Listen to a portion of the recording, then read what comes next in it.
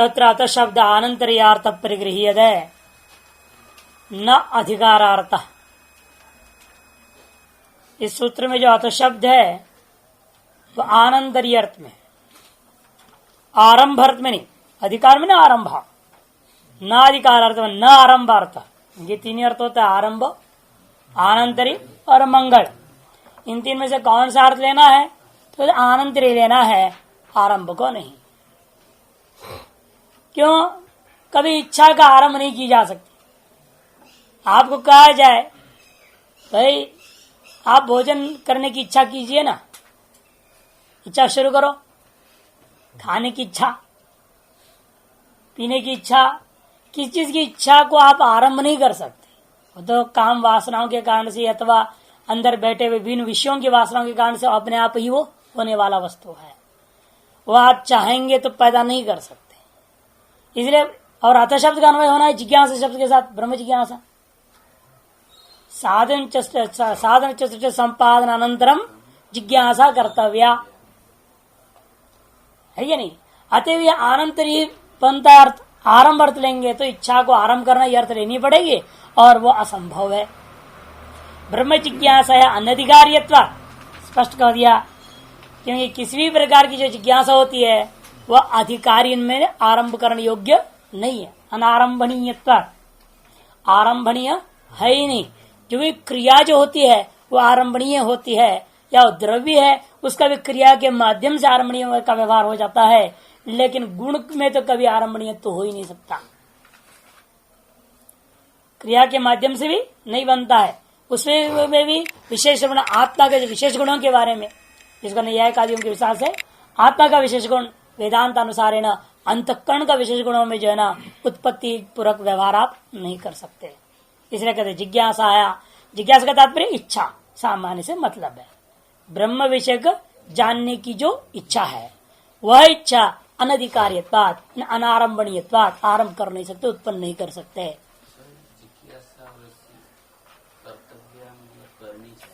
हाँ वो भी कर्तव्य नहीं, हाँ कहेंगे किस विषय की जिज्ञासा करनी चाहिए, इच्छा तो हो गई है ना। वेदांत पढ़ने के बाद में स्वतः होगा उस पर विचार चलेगा। अभी जिज्ञासा कर्तव्य का अर्थ ये नहीं होता है कि भाई चिंतन करना चाहिए, अर्थ निकालेंगे, विचार करना चाहिए। इसलिए इच्छा पूर्वक विचार, क्योंकि जिज्ञासा का अर्थ क्या है, हमने पूजित विचार में लक्षणा कर देंगे, अभी उस विचार को करना चाहिए, ऐसा अर्थ करें। अब किस विषय विचार? ब्रह्म विषय विचार आरंभ करना चाहिए। उसे भी है कि विचार में आरंभता आ सकती है, लेकिन इच्छा में आरंभ नहीं हो सकता। मंगल से वाक्यार्थ है समन्वय भावार्थ, और मंगल को वाक्यार्थ में लेना चाहो वो हो नहीं सकता। क्यों? क्योंकि जो है कि मंगल अर्थ शब्द का वाच्यार्थ भी नहीं है, लक्ष्यार्थ भी नहीं है। वाक्य में अन्वय होने वाला जो अर्थ होता है वो या तो शब्द का वाच्यार्थ होगा, ये शब्द का लक्ष्यार्थ ही वाक्यार्थ में अन्वय होता है। दो में एक, या तो उस पद का वाच्यार्थ होना चाहिए या लक्ष्यार्थ होना चाहिए। अथ शब्द का वाच्यार्थ भी मंगल नहीं है, अथ शब्द का लक्ष्यार्थ भी मंगल नहीं है। फिर कोशकार कैसे कहते हैं? मंगलानंतर आरंभ प्रश्नकार्षणेषु, अथा ये शब्द कैसे बोल दिया उन्होंने? कहते वाचार से नहीं कहा है। कोशकार जो संग्रह करने का पीछे स्मृतिकार है प्रमाण। स्मृतिकार ने कहा ओंकारश्चात शब्दश्च दावे तो मंगल उभव इति कह दिए ना, ये दोनों मंगल रूप है। वहां मंगलता का तात्पर्य भी स्मृतिकार का वाच्यार्थ में नहीं है। कह सकते हैं फिर उन्होंने कहा दिया तो वाच्यार्थ मान लो, कहते नहीं, वहां कह रहे उसी प्रकार से कलशवत शंख ध्वनिवत। वहां टीकाकार ने विचार किया, मनुस्मृति में कहा ये किस प्रकार से हो सकता है? कहते व्याकरण आदि दृष्टि से तो संभव ही नहीं है। इसलिए उन्होंने कहा जैसे कलश पूजन हो रही है, वो कलश शब्द का वाच्यार्थ मंगल नहीं है। वही कलश में दारू रख दिया जाए तो मंगल हो जाएगा क्या? है? क्यों नहीं होगा? यदि कलश शब्द का वाच्यार्थ मंगल होता फिर उसे कुछ भी नहीं क्या दिक्कत है आपको? मंगल तो मंगल है। शब्द का वाच्यार्थ नहीं मान सकते, लक्ष्यार्थ मान भी नहीं सकते। फिर इतने कि वो किस प्रसंग में कहा प्रयोग हो रहा है वो देखकर उसके आधार पर आप मान लेते हैं कि ये कलश जो है मंगल सूचक है, उसका दर्शन से आप पुण्य मानते हैं। और किसी भगवान की यात्रा निकल रही है, सैकड़ों स्त्रियां अपने सर पर कलश लेके चल रहे हैं, अलंकृत कलश है, तो उसको देखकर आप प्रसन्नता होता है, भाई ये मंगल सूचक है। कलश वही है, कलश शब्द में कोई अंतर पड़ा क्या? नहीं, जिस प्रकार ये क्रिया में अन्वय हुआ है उसके आधार पर उसका मंगलता मानी गई, तब उसका दर्शन करना ही मंगल मान लिया। अतः इसे शंख शब्द है, अपने आप में शब्दार्थ मंगल नहीं है, न शब्द का लक्ष्यार्थ मंगल है, लेकिन उसका ध्वनि मंगल है। जब शंख फूंक दिया जाए, कर्मकांड जो है बहुत बढ़िया है।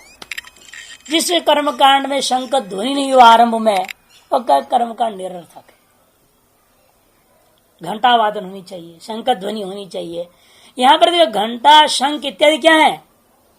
अपने आप में न वह शब्द का वाच्यार्थ मंगल है, न वह शब्द का लक्ष्यार्थ मंगल हो सकता है, किंतु उसके ध्वनि जो निकलता है उसको शास्त्रकार ने कहा कर्मों के दृष्टिकोण से मंगल सूचक है। तद्वत अथ भी मंगल सूचक है, क्योंकि प्रथम शब्द उत्पन्न होने के कारण से। प्रथम शब्द ब्रह्मा के मुख से प्रकाशित हुआ था, अतएव उसको मंगल मान लिया गया। यदि आपके कान में अथ पड़ गया या ओम पड़ गया, इसका मतलब ये दोनों मंगल का श्रवण हुआ, लेकिन वाच्यार्थ भी नहीं, लक्ष्यार्थ भी नहीं। अतएव मंगल को हम वाक्यार्थ में अन्वय नहीं कर सकते। जब वाक्यार्थ में अन्वय नहीं कर सकते तो अत शब्द का उसका अर्थ हम नहीं मान सकते। इसलिए कहते मंगल से वाक्यार्थ समन्वय अभावात, समन्वय नहीं हो सकता। फिर तो हम दोष दे देंगे ब्रह्मसूत्र पर, वेद व्यास ने मंगलाचरण ही नहीं किया। तब कहते हैं अर्थांतर प्रयुक्त ये वही अर्थ शब्द श्रुत्या मंगल प्रयोजनो भवति। अर्थांतर में प्रयुक्त है। कौन सी अर्थांतर? आनंतरी रूपी अर्थ में प्रयुक्त होने के बावजूद भी यस्माद अथ शब्द प्रयुक्त और सर्वै श्रुतश्च। वेद व्यास जी ने प्रयोग किया अथ शब्द का, वो भले आनंतरी अर्थ में प्रयोग कर रहे हैं, लेकिन जो पढ़ेगा और सुनेगा उसके लिए वो मंगलता का भी बोधक हो जाता है, विघ्न विनाशक भी बन जाएगा।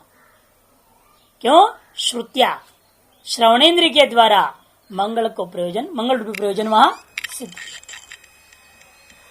भले शब्द किसी भी अर्थ में हो, लेकिन शब्द अपने आप में जो है श्रवण करने मात्र से सकल विघ्नों को दूर कर देता है, विघ्न विध्वंसक है, समाप्ति परक है वो।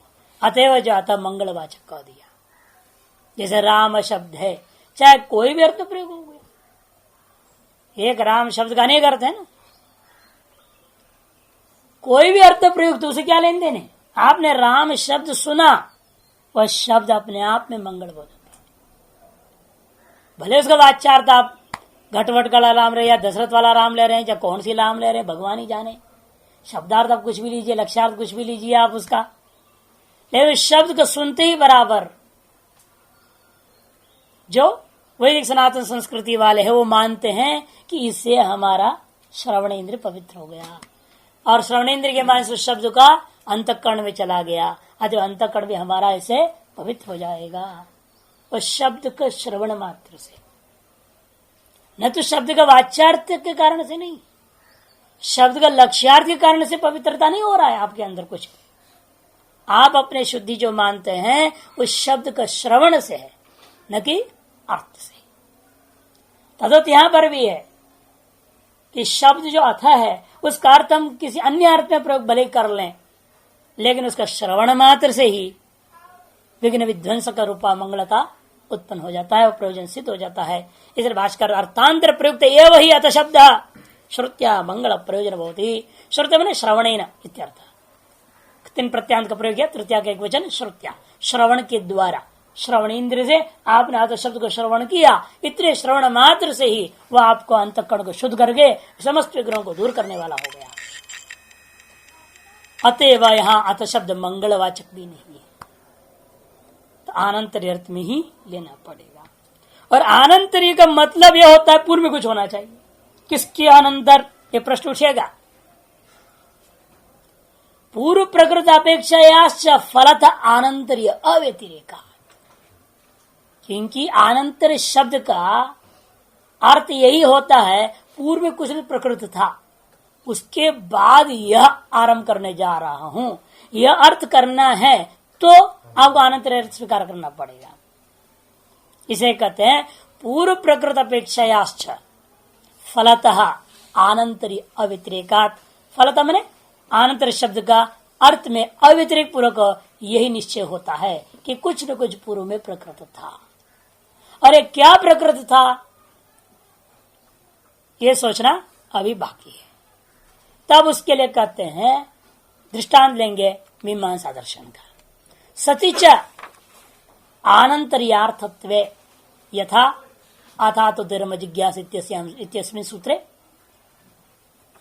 जैसे अथा तो धर्म जिज्ञासा में भी अथ शब्द का अर्थ आनंतरी किया गया था पूर्व मीमांसा में, वह आनंतरी अर्थ का जब विवक्षा हुई वहां यही अर्थ किया, धर्म जिज्ञासा की अपेक्षा से पूर्ववृत्तम वेदाध्ययनम, यथा धर्म जिज्ञासा पूर्ववृत्तम वेदाध्ययन नियमेन अपेक्षित है।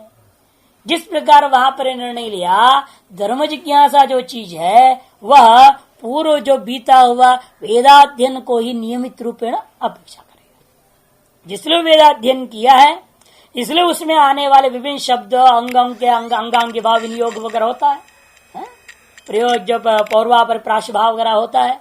कई बार अपने मंत्र सुना, अग्निहोत्रम जो है पचती, यवागु पचती, और उसके बाद यवाग्वा ज्योति। अब ये कैसा होगा, यानी यदि यवाग्वा ज्योति पहले है, बाद में यवागुन ज्योति है, फिर तो भाई का समन्वय नहीं बनेगा। जो पढ़ने वाला है सोचने लग जाएगी क्या हमको गुरुजी ने पढ़ाया, पहले हवन कर दो बाद में पकाओ, ये कैसा होगा। इसलिए जिज्ञासा होगी, इससे धर्म कैसे बनेगा।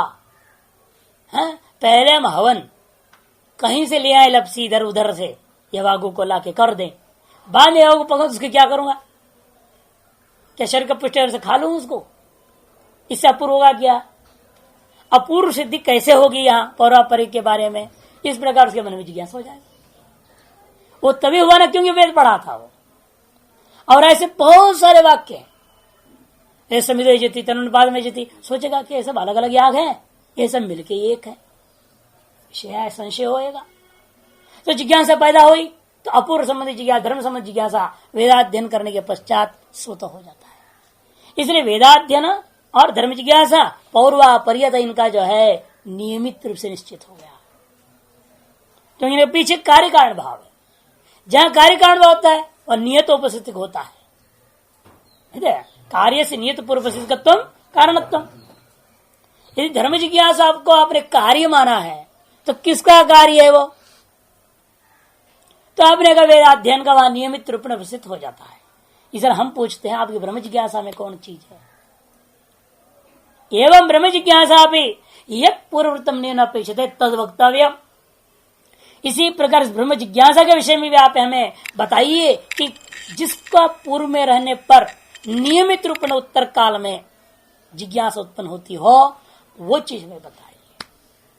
उचित विचार को हम कर सकें, वह ऐसा पूर्व में स्थित वस्तु क्या है वह अवश्य कहना चाहिए।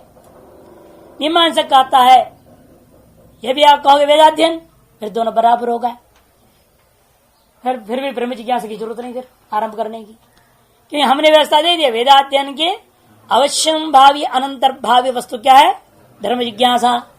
यदि आप इस स्वाध्याय को ही लोगे, वेदाध्ययन को ही लोगे, दोनों में समान हो जाएगा। जब दोनों में समानता है, इसका मतलब क्या, धर्म और ब्रह्म में कोई भेद करना कैसे कर पाओगे आप। एक ही कारण से दो परस्पर विरुद्ध कार्य हो, ये नहीं हो सकता। आगे भाष्यकार कहेंगे दोनों का फल भिन्न है। जब फल भिन्न है तो वेदाध्ययन के धर्म जिज्ञासा भी हो, वेदाध्ययन के अनंतर जब ब्रह्म जिज्ञासा भी हो, यह असंभव है। इसलिए कहता है स्वाध्याय अध्ययन आनंतर्यंतो समानम। स्वाध्याय के अध्ययन के आनंतर तो बराबर है दोनों के मत में। अतएव जो है आप जो है इसको कारण नहीं मान सकते कि यत् सत्व यत् सत्तम यद अभाव यद अभाव, कार्यकाल में यही होता है। मृतिका सत्व घटा सत्तम मृतिका भाव घटा भाव तद वेदाध्ययन सत्य धर्म जिज्ञासा वेदाध्ययन अभाव है, धर्म जिज्ञासा अभाव है। ये हमारी जो नियत व्याप्ति बना दिया है। अब ये नहीं तुम घुसा सकते हो कि भाई वेदाध्ययन सत्व है, ब्रह्म जिज्ञासा सत्यम, ये नहीं हो सकता कि दोनों एक कार्य, दो भिन्न कार्य के प्रति एक समान कारण नहीं हो सकते, भिन्न भिन्न कारण ढूंढना पड़ेगा। इसलिए ऐसा कहो, वेदाध्ययन के अंदर धर्म जिज्ञासा, धर्म जिज्ञासा के अनंतर ब्रह्म जिज्ञासा। यह पहले मीमांसा पढ़ना चाहिए उसके हिसाब से, और बाद में ही ब्रह्म जिज्ञासा करनी चाहिए। पूर्व पक्षी ननु यह कर्मोपबोध आनंतरी में विशेष। अध्ययन तो दोनों को जरूरत है, पढ़े बिना तो होगा नहीं। शास्त्रों को पढ़े बिना या शास्त्रों को किसी प्रकार से सुने बिना न धर्म जिज्ञासा होगा न ब्रह्म जिज्ञासा होगा। कोई जिज्ञासा ही नहीं हो सकती है। जिज्ञासा उसी विषय में होता है जिस विषय के बारे में किंचित आपने पूर्व में सुना है, उसी का विशेष रूप में जानने के लिए या निश्चय करने के लिए आपको जिज्ञासा करना पड़ता है, विचार करना पड़ जाता है कि नहीं। पहले आपने सुन लिया रेडियो होता है, रेडियो होता है, कैसा होता है। अब लोग कहीं बज रहा है तो दौड़ के जाते थे, देखते थे रेडियो। वो इतना बड़ा होता तो खोखा, रेडियो का मतलब वो जमाने में दौड़ के देखते थे। टेप रिकॉर्डर आ गया, टेप ये कैसा चीज होता है, कैसा बजता है, जाओ भाई देखो उसको। कहते कुल्लू में जो है हेलीकॉप्टर पहली बार जब आया, कुल्लू मनाली एक जगह है हिमाचल में, जो हेलीकॉप्टर पहली बार आया। अब क्या कहें, लोग जो है 100 किलोमीटर दूर से हेलीकॉप्टर आ रहा है, देखना है। एक बच्चा ऊपर, एक बच्चा इधर, एक बच्चा इधर लेके दौड़ रहे औरतें भी, कि देख रहा है हेलीकॉप्टर क्या चीज। क्या सामान्य मैंने सुना है हेलीकॉप्टर है संसार में, कोई चीज होता है, उड़ता है, वो कैसा उड़ता है, कैसे उसमें आदमी होता है, कैसे आदमी उससे उतरता है, कैसे वापस चढ़ के उड़ जाता है, देखना है। विशेष की जिज्ञासा तब हुई ना, क्यों? सामान्य का श्रवण हुआ था। जब अवसर मिलेगा उसके पीछे भागता है आदमी विशेष के लिए। इसी प्रकार स्वाध्याय देते हुए बोध्यमान जो वेदाध्ययन है, वो जब दोनों के लिए समान आपने स्वीकार कर लिया, अध्ययन के बिना तो किसी भी प्रकार का विचार आरंभ नहीं हो सकता।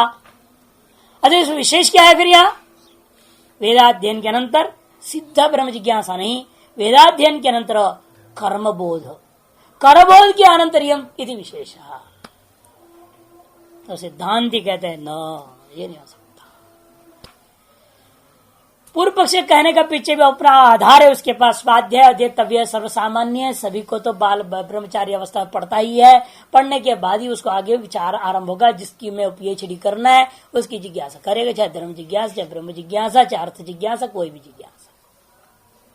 सबके अलग अलग अर्थशास्त्र भी है ना।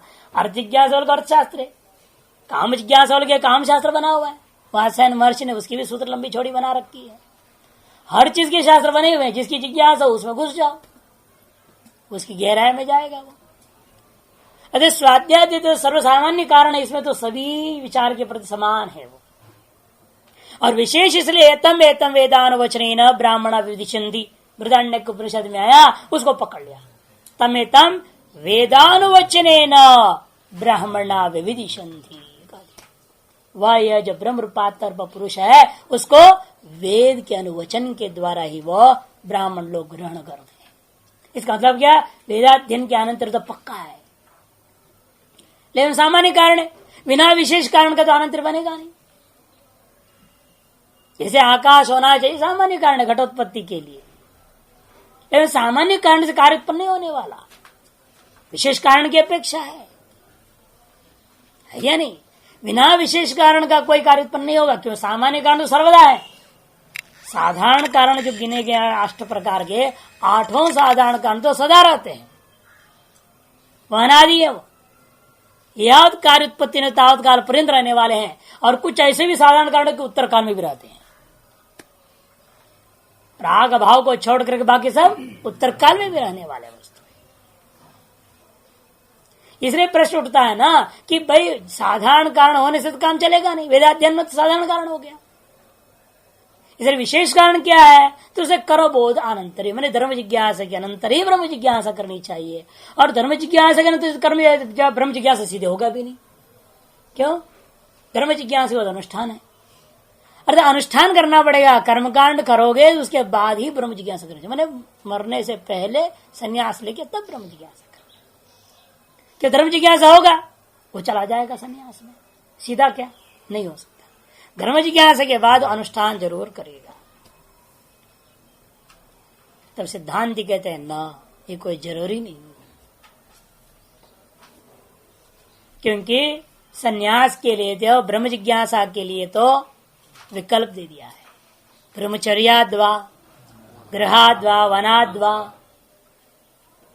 जाबाल उपनिषद में स्पष्ट बोल दिया है, कभी भी ब्रह्म जिज्ञासा हो जाए तुरंत छोड़ छाड़ के चल सकता है,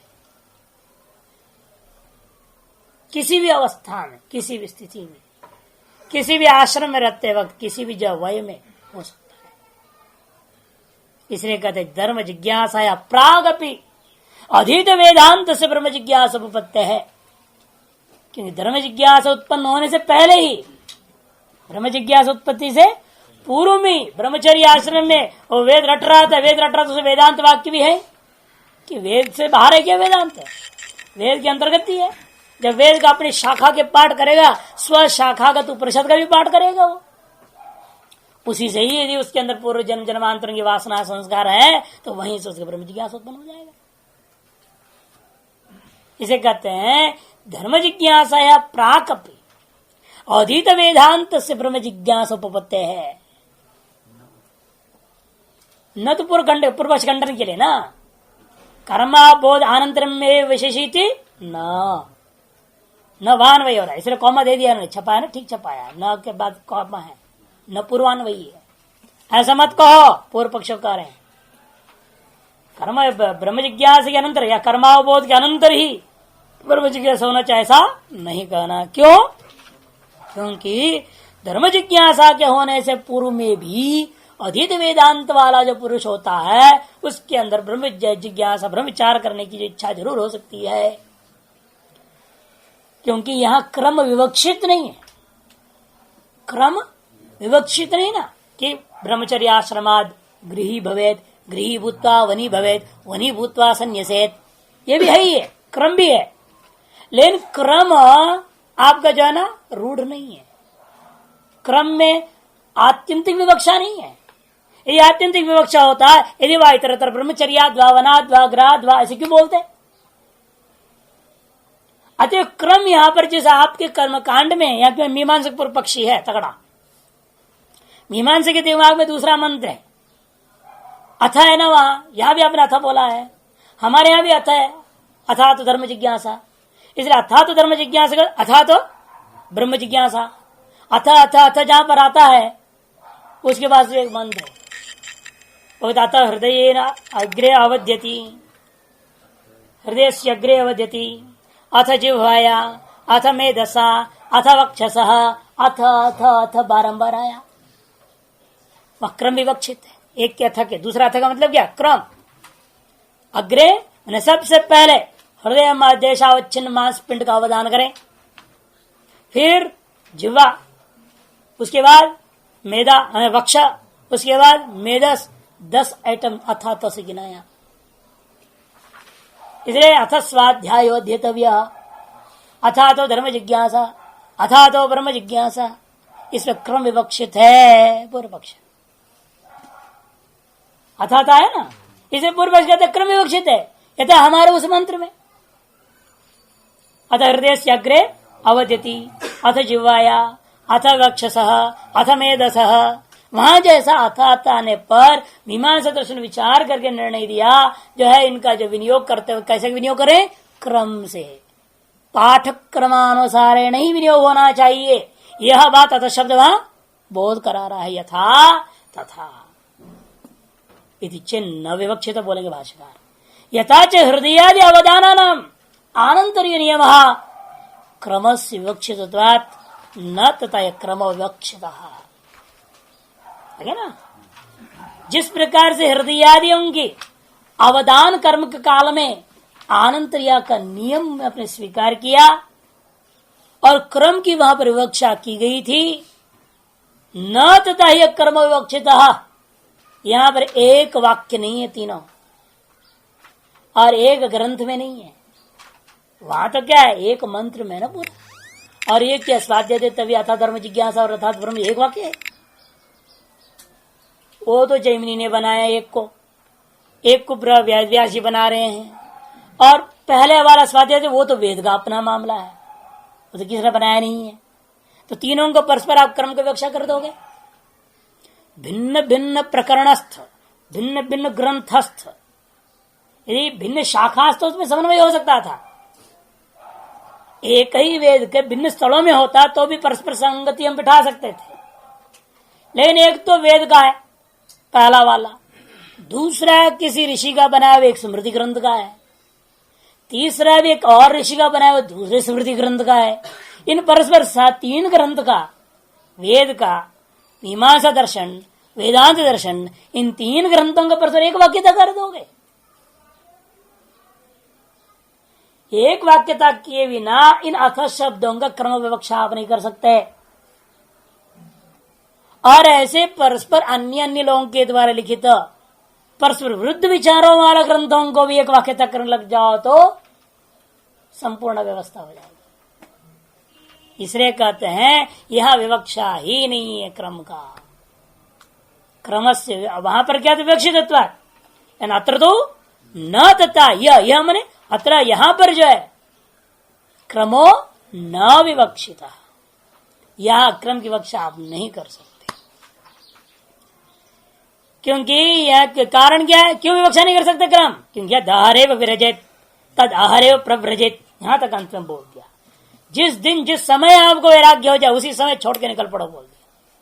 इन्हें कहा कि भाई अभी तो हमको कर्मकांड पढ़े हैं, थोड़ा धर्म जिज्ञासा हुई है, मीमांसा दर्शन पढ़ेंगे, फिर कर्मकांड करेंगे, उसके बाद संन्यास लेंगे। ये नहीं, ये कहा उस नियम के आधार पर यह दहरेव विरजेत, इस नियम के आधार चलेंगे तो ये विधि जो कर रहा है जाबाल उपनिषद विधि कैसे अन्वय होगा?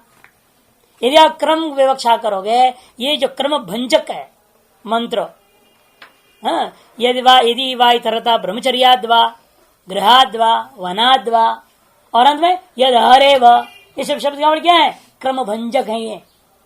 ये क्रम भंजक विधियां क्रम से भी कर सकते हो, अक्रम से भी कर सकते हो। कहने वाले इन विधियों का क्या गति होगा यदि आप यहाँ पर क्रम पूर्वक की जिज्ञासा को रूढ़ कर देंगे? अतएव निर्णय लिया गया क्रम यहाँ पर विवक्षित नहीं है। लेकिन हेतु देना पड़ा, क्यों विवक्षित नहीं है? केवल उन विधियों के कारण से नहीं, और भी हेतु है। शेष शिष्य भाव मानने में कोई प्रमाण नहीं। वहां पर है ना, हृदय, जिह्वा, वक्षस, मेधस, इनमें परस्पर में शेष शिष्य भाव, अंगांगी भाव है। वहां शेष शेषी भाव था, अतः वहां पर क्रम विवक्षा हुई। विभागम पचती और विभागवाद ज्योति में परस्पर शेष भाव है, इसलिए पूर्वोत्तर क्रम पाठक्रम को बदल करके हमने अनुष्ठान क्रम को स्वीकार किया। क्यों? वहां परस्पर शेष भाव था, अंगांगी भाव था। यह उसका अंग है, वो उसका अंग है।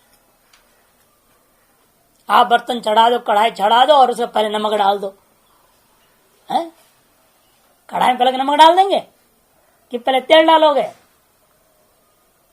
वहां क्रम विवक्षित है। फिर परस्पर अंगांगी भाव, पहले नमक डाल तो जल जाएगा, खराब कर देगा, वो जहर बन जाएगा। इसलिए आप पहले तेल डालोगे तो फिर नमक नहीं डालोगे, छोंक के पदार्थ डालोगे, फिर सब्जी डालोगे, दाल छोकरा है दाल डालोगे, बाद में ना लास्ट में नमक डाली जाएगी। तो वो क्रम विवक्षित है। यदि विक्रम से जाओगे सारा काम खराब हो जाएगा उसका। तो यहां ऐसा अंगांगी भाव नहीं है, न लौकिकी दृष्टिकोण से न शास्त्रीय दृष्टिकोण से, किसी भी दृष्टिकोण से अंगांगी भाव नहीं हो सकता। और दूसरी बात, अधिकृत अधिकार का भी प्रसंग नहीं। जो धर्म जिज्ञासा में अधिकृत है वही व्यक्ति ब्रह्म जिज्ञासा में अधिकृत है, ऐसा अधिकृत अधिकार प्रसंग भी नहीं है। जैसे वहां पर होता है ना कि बृहस्पति सवे नहीं जेता, पहले दर्शपूर्णिमा से आज गया, उसके बाद बृहस्पति करेगा। सोम ने इष्टवा, वाजपेयी ने जेता, सोम याग जो करेगा वही वाजपेयी, नहीं तो नहीं कर सकता। क्यों? इष्टवा बोल दिया ना, वहां पर समान करते पूर्व काल प्रयोग हो गया है। प्रत्यांत के बीच में रख करके एक दूसरे, जो सोम याग करेगा वही एक करेगा, जो अमुक क्या करेगा वही एक करेगा, ऐसे पौर्वा परि वहां पर निश्चित है। और व्यक्ति का एक व्यक्ति जो जिस एक कर्म में अधिकृत है वही व्यक्ति अगले कर्म में अधिकृत करके बोध कराने वाला प्रत्यांत शब्द वहां पर है। वहां अधिकृत अधिकार होने के नाते मानना पड़ेगा। लेकिन यहां कहीं है क्या? धर्म जिज्ञासा कृत्वा ब्रह्म जिज्ञासा कर्तव्या कहीं है? श्रुति स्मृति या कोई अन्य प्रमाण? कोई प्रमाण नहीं। इसलिए तो प्रमाणाभावात शेष शेषत्व अधिकृत अधिकारे व प्रमाणाभावात शेष शेष भाव मानने में या अधिकृत अधिकार मानने में कोई प्रमाण नहीं है। इसलिए अतः हृदय इत्यादि दृष्टांत भी आपके यहां संपादन नहीं हो सकता। तो वो कह सकता नहीं मेरे पास प्रमाण है जी। आप कैसे कहते अधिकृत अधिकार में प्रमाण नहीं है? हैं? स्मृतियां ऐसे थोड़ी है। स्मृति भी कम नहीं है। उनका श्रुति मूल हम बना लेंगे। अनुमानिक श्रुति स्वीकार करूंगा। स्मृति क्या है? आदित्य विधिवद वेदान पुत्रांश्चोत्पाद्य धर्मतः इष्टाच शक्ति तो यज्ञैर मनोमोक्षे निवेशयेत। मनुस्मृतिकार करते पहले वेदों को पढ़ो विधिवत, फिर पुत्रों को पैदा करना, मैंने गृहस्थी होना पड़ेगा। पुत्रों को पैदा करो, पैदा करने के बाद जात पुत्र हो जाओगे, कृष्ण केशी रहेगा तो अग्नि आधान करोगे, तो फिर उसके बाद इष्टवाच शक्तिता अपने शक्ति सामर्थ्य से विभिन्न यागों का अनुष्ठान करो और अंत में मोक्षे मनो अर्थात ब्रह्म जिज्ञासा अंत में होनी चाहिए। क्रम बता दिया ना यहाँ पे। कैसे कहते क्रम की कक्षा शेष भाव नहीं है। अधिकृत अधिकार है इष्टवाच शक्ति, तो इष्टवाच है ना यहाँ पर, तो अधिकृत अधिकार क्यों नहीं है? अधिकृत अधिकार के प्रमाण है। व्यतिरेक मुख से भी याज्ञवल्क्य ने कहा अनधित्य द्विजो वेदान अनुत्पाद्य तथा आत्मजान अनिष्टवाचैव यज्ञेश्च मोक्षम इच्छन्नधो गच्छति। वो नीचे जाएगा। व्रजत्यदा वह निश्चित रूपेण अधोगमन को प्राप्त नरक आदि में चला जाएगा। जो वेदों को पढ़ता नहीं, बच्चों को पैदा नहीं करता, हवन करता, याज्ञ कर्मकांड नहीं करता और सीधे सन्यासी हो जाता है, वो व्यक्ति निश्चित रूप नरक में जाता है। ऐसे व्यतिरिक मुख से भी कहा है। तो कैसे कहते हो अधिकृत अधिकार नहीं है? यहां पर भी अनिष्टवा, व्यतिरिक मुख में अनिष्टवा शब्द है और अन्वय मुख में इष्टवा शब्द आया हुआ है। अधिकृत अधिकार का बोध यहां भी हो रहा है। दर्श पूर्णमास इष्टवा सोमे ने चेता जैसा होता है, दर्श पूर्णमासाभ्याम इष्टवा सोमे ने जेता, जिस प्रकार के अधिकृत अधिकार है उसी पर यहां पर इष्टवा मोक्षे निवेशेत बोला है। अनिष्टवा अधो व्रजति कहा है, इसलिए अधिकृत अधिकार मानना ही चाहिए, ये पूर्व पक्ष कहता है। तब सिद्धांति कहते हैं नहीं नहीं, दोनों में अंतर है।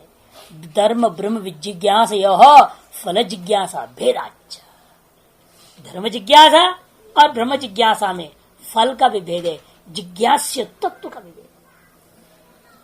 फल और जिज्ञास्य इन दो तरह का भेद देखने को मिलता। फल में भेद है। आप जो दृष्टांत ले रहे हैं दशपुरमा इष्टवा सोमने जेता, वह दृष्टांत एक फल के लिए है। उन दोनों कर्मों का एक ही फल होता है। स्नात्वा गच्छति, जितने भी आप लौकिक लीजिए चाहे शास्त्र लीजिए, एक ही लक्ष्य होगा, एक फल के लिए वो सब तेरेगा नहीं कहेगा, कोई बात नहीं। व्यक्ति एक, लक्षित फल एक है, तो अनेक के द्वारा उसका जो अधिकृत अधिकार मानी जा सकती है। जब व्यक्ति एक इन फल अनेक हो जाए तब अधिकृत अधिकार नहीं चलेगा। यह व्यक्ति एक होता है, उसके जिज्ञास वस्तु ही भिन्न हो जाए, वस्तु के स्वभाव परस्पर विरोधी हो जाए तो भी नहीं हो सकता। या तो ये या तो वो, दो में एक। जैसे बच्चे दुकान में पहुंचने के बाद माता पिता को तंग करते हैं, ये भी चाहिए वो भी चाहिए, तब क्या कहते हैं माता पिता, या तो ये या तो वो, दो में एक। दोनों नहीं हो सकता है। उसे और यहां पर भी दोनों नहीं हो सकते एक साथ, कि धर्म और ब्रह्म परस्पर विरोधी है। धर्म एक अनित्य तत्व है, ब्रह्म एक नित्य तत्व है। नित्य अनित्य तत्व के प्रति अधिकृत अधिकार समान नहीं हो सकता। इसे कहते हैं फल और जिज्ञास्य भेदा, हेतु दे दिया। क्योंकि यहां पर प्रमाणाभावत कहा पहले, उसने प्रमाण प्रस्तुत किया, नहीं प्रमाण है। जब प्रमाण है फिर उसके लिए दूसरे जवाब दिया, फल भेदा जिज्ञास भेदाच न क्रमो विवक्षिता पूर्वान्वय। क्या फल भेद है? पहले फल भेद तो बताओ। स्वयं भाष्य में आ रहा है फल भेद। अभ्युदय फलम धर्म ज्ञानम तच्च अनुष्ठानापेक्षम निश्रेयस फलम दो ब्रह्म विज्ञानम न च अनुष्ठानांतरापेक्षम।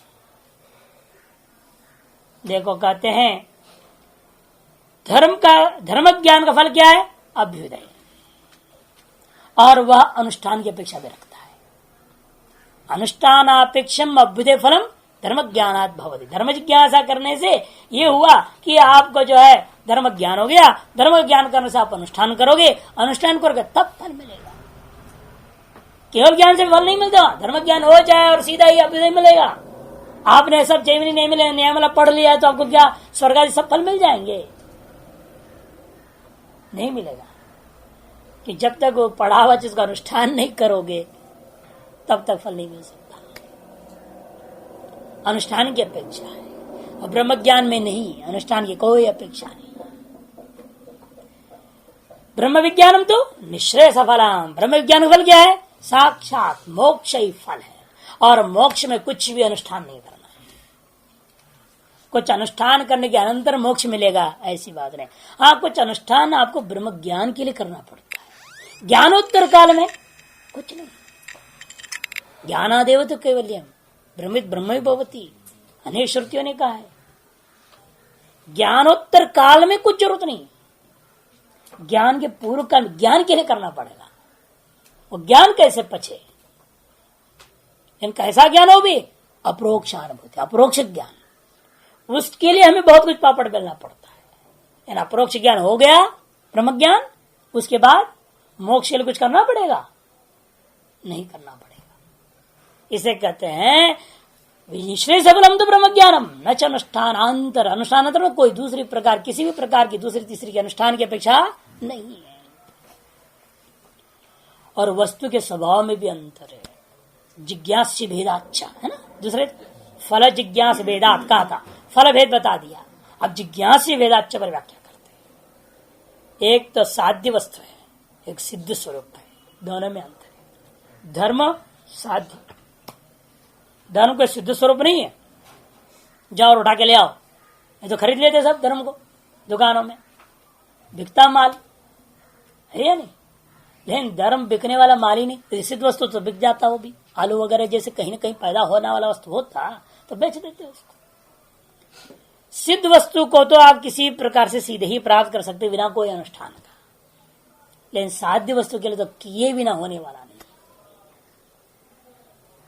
यदि उत्तर काल में सिद्ध है, लेकिन आलू भी क्या वास्तव में साध्य ही है। वो भी खेती नहीं करो तो कहां से होएगा? तो एक तरह जितने भी बाह्य हम लोग सिद्ध वस्तु मानते हैं लोक में, वो भी सब क्या सब साध्य, अर्थात संसार मात्र साध्य।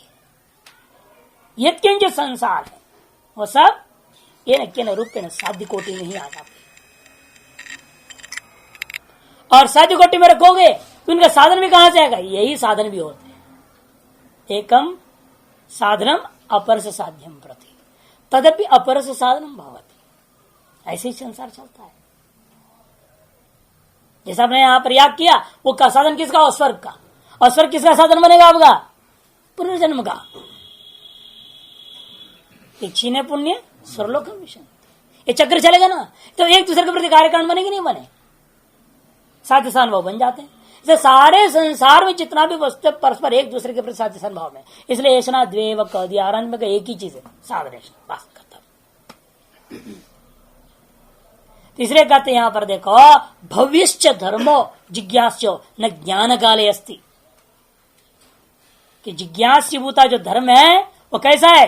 भव्य है। भव्य माने साध्य है, क्रिया के द्वारा निष्पाद्य उत्पाद्य। न ज्ञान काले अस्ति, और ज्ञान काल में नहीं होता। आप जितना भी जो है रट लीजिए, संध्या का पूजा पाठ के मंत्र संत्र रट लेने से कुछ नहीं होता। रट रहे हो रटने से कुछ नहीं होता जब तक करोगे नहीं। करने पर ही वह धर्म देगा। केवल विधि को पढ़ के विधि को जानने से धर्म उत्पन्न नहीं होता, पुण्य उत्पन्न नहीं होता। इसे ज्ञान काल है न अस्ति, वो ज्ञान काल में नहीं रहेगा। क्यों? पुरुष व्यापार तंत्र, पुरुष के व्यापाराधीन है वो, आपके अपने व्यापार क्रियाकलाप के अधीन है धर्म, तभी उत्पन्न होगा, नहीं तो उत्पन्न नहीं होगा। धर्म अधर्म ये दोनों एक ही बात है, चाहे धर्म हो उसे लक्षित, अधर्म भी उपलक्षित है, दोनों के मामले एक साथ ले लेना। धर्म और अधर्म जो जिज्ञासी है वह ज्ञान काल में कभी नहीं होते, क्योंकि वो पुरुष व्यापार के अधीन होता है। यह तो यह जो ब्रह्म जिज्ञासा का मामला जब विचार चल रहा है, इसमें तो जो ब्रह्म रूप जिज्ञासा है वो कैसा है? भूतम ब्रह्म जिज्ञासा, ये भूत है, ये ब्रह्म जो जिज्ञासा है ये भूतम है, सिद्ध वस्तु है, वो भूत नहीं लेने का। भूतम ब्रह्म, भूतम ने सिद्धम, क्यों? भव्य का ना, भव्य भूतम, साध्य और सिद्ध वस्तु। ब्रह्म जो जिज्ञासा है वो सिद्ध वस्तु है, उसको वो साध्य कोटि में नहीं आ सकता, क्योंकि आपके किसी भी प्रकार के क्रिया के द्वारा वह न तो उत्पाद्य है, न संस्कार्य है, न आप्य है, न विकार्य है। क्यों? नित्यत्वात् हेतु दे रहे हैं वहां, क्योंकि वो ब्रह्म आपका जो जिज्ञासा है ना वो नित्य वस्तु है, नित्य वस्तु को उत्पन्न नहीं कर सकता। न पुरुष व्यापार तंत्र, अतः पुरुष व्यापाराधीन वो नहीं है। एक और हेतु दे रहे हैं, तो वो पूर्व पक्षी कहता है ठीक है, क्रम विवक्षित नहीं है, फल भी भिन्न है, और एक साध्य रूप एक सिद्ध रूप ये भी मान लूंगा, ठीक है। वो सिद्ध रूप के लिए ये साध्य हुआ, ये साध्य है ना, ये सिद्ध रूप का साधन कर दो, उसका साध्य कर्म है, कर्म साध्य धर्म, धर्म साध्य ब्रह्म, ऐसा कर दो ना, समुच्चय बात कर, ज्ञान कर्म समुच्चय से मोक्ष, कर्म और ज्ञान इनका समुच्चय कर देंगे तब भी अधिकृत अधिकार आ जाएगा। क्यों? बिना कर्म से धर्म पैदा किया, कर्म से मोक्ष तो होना है नहीं, तो धर्म पीछे फंसा दिया ना उसने। समुच्चयवादी क्या करेगा? कर्म ज्ञान समुच्चय कह करके वो कहेगा नहीं भाई ठीक है, हम ये मानते दोनों का फल अलग है, दोनों जिज्ञासा अलग है, सबका स्वरूप अलग है, लेकिन एक दूसरे का संबंध जुड़ सकता है। कर्म से धर्म पैदा कर लो और धर्म से फिर ब्रह्म पैदा हो जाएगा, काम बन जाएगी आपकी। तो कहते नहीं, दूसरा है तो लाते हैं, चोदना प्रवृत्ति भेदाच्छ, समुच्चयवाद भी युक्त नहीं बन सकता, क्योंकि समुच्चयवादी क्यों युक्त नहीं बन सकता? धर्म जिज्ञासा का विषय धर्म है, वह जन्य होने से नित्य है, वो अनित्य से नित्य की उत्पत्ति आप कैसे कह रहे हो? नास्ति अकृत कृते नहीं, मंत्र का गति क्या होगा फिर? आपने कहा धर्म से ब्रह्म, तो ये कैसा होगा कि धर्म है अनित्य वस्तु, अकृत है वो, और उससे जो है अकृत बुता ब्रह्म कहां से हो जाएगा? कि नास्ति अकृत कृते ना, शास्त्र ने कह दिया है। ऐसे समुच्चयवाद तो असंभव है, लेकिन वो कैसे सिद्ध करोगे? उस मंत्र के आधार पर ही नहीं, इसलिए एक और हेतु देते, चोदना प्रवृत्ति भेदाच्छ, क्योंकि चोदना क्या है? विधि क्या होती है? चोदना माने विधि, चुत प्रेरणा धातु है। अज्ञात ज्ञापक वाक्य मात्र चोदना, अज्ञात ज्ञापक जो वाक्य होता है वही विधि होती है, वही शास्त्र है। और वो लोट, लेट, लिंग, तव्यत, तव्यर, अनियर इत्यादि शब्द, यत वगैरह प्रत्यय चाहिए ना उसको, विधि बोधक प्रत्यांत पद होना चाहिए, तभी वह विधि मानी जा सकती है, नहीं तो विधि ही नहीं है वह। और इसके विषय में कहीं विधि नहीं आता ब्रह्म जिज्ञासा। ये समान जात्मा अजो नित्य शाश्वत यम पुराण इत्यादि शब्द आया सब जगह। इसलिए कहते कि देखो सत्य में अनंतम ब्रह्म है, ब्रह्म विदम अग्र आसीत इत्यादि अनेक मंत्र है। तो चौदराओं के भेद होने से भी जिज्ञासीभूत धर्म और ब्रह्म भेद मानना पड़ेगा। विधि मंत्र क्या है? एक में स्वर्ग काम यजेत है, साधन भूत याग आदि यजेत कहते ना, यजेत है ना, यजेत कहते ही बराबर ये सिद्ध हो गया याग रूपी साधन के द्वारा ही कि कर्णत्व आप क्या धातु करते हैं, यागेन इष्टम भावेत, यागेन स्वर्गम भावेत, ये मीमांसा में निर्णय लिया है अर्थ। इसलिए इनका कहना स्वर्ग काम है जेता इत्यादि विधि वाक्य में धर्म के साधन बोध याग आदि में प्रवृत्त करना कराती है श्रुति, बोध करा रही है। यदि ऐसा प्रवृत्त हो गए तो ये मिलेगा, तुम्हारी मर्जी प्रवृत्त होना ना होना, करा नहीं सकती प्रवृत्ति को, प्रवृत्ति के विषय को बोध करा देती है। ऐसा प्रवृत्त हो गए तो ये फल मिलेगा, इतना ही श्रुति का। शास्त्र तो ज्ञापकम न कारकम, भाष्यकार कई बार पहले बोल चुके हैं। शास्त्र तो ज्ञापन कर सकता है, शास्त्र कभी कारक नहीं हो सकता है कि नहीं। और शास्त्र तो प्रमाणम, व्यक्तिस्तु न प्रमाणम, बारंबार भी बात ध्यान रखना है। शास्त्र ही प्रमाण होता है, कभी व्यक्ति प्रमाण नहीं होता। हमारे गुरुजी ने कहा इसलिए मानो, नहीं चलेगा। गुरुजी ने कहने से क्या होगा? गुरु ने जो कहा शास्त्र सम्मत है, क्या है तो मान्य है, नहीं है तो नहीं, चाहे कोई भी कहे वो। जैसे तस्मात् शास्त्र में प्रमाण कार्य कार्य में से तो गीता जी में जो है समापन पे कहा 16वां अध्याय के अंत में। इसलिए कहते कि देखो, और यहाँ क्या है, ऐसे कोई अचेत प्रचेत कुछ अयम आत्मा ब्रह्म अहम ब्रह्मास्मीति यो जानाति, ऐसे सब कुछ तस्मात् सर्वम अभवत्। कहाँ है? कहीं विधि नहीं, लिंग नहीं, लोट नहीं, लेट लगार भी नहीं है, कोई चीज नहीं। दोनों में अंतर इसलिए है, समझा रहे भाष्यकार मूल में, या ही चोदना धर्म से लक्षणम सा स्विषय न्यूंजाना एव पुरुषम अवबोधयति। जो धर्म विषय के चोदना का स्वरूप है, या ही चोदना धर्म से लक्षण, जो धर्म की जो विधि है उसका लक्षण यही है। क्या?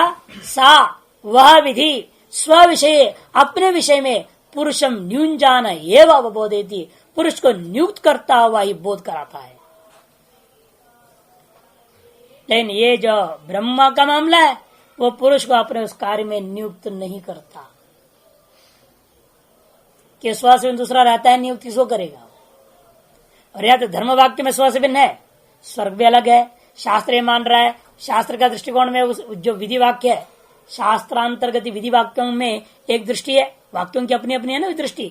वाक्य दृष्टि क्या है? यहाँ पर वो ये वाक्य जान रहा है, मेरे को चाहने वाला या इस वाक्य अनुसार चलने वाला व्यक्ति अज्ञानी है, और वो अपने से भी स्वर को मान रहा है, स्वर को चाह रहा है। तो मैं क्या करूंगा?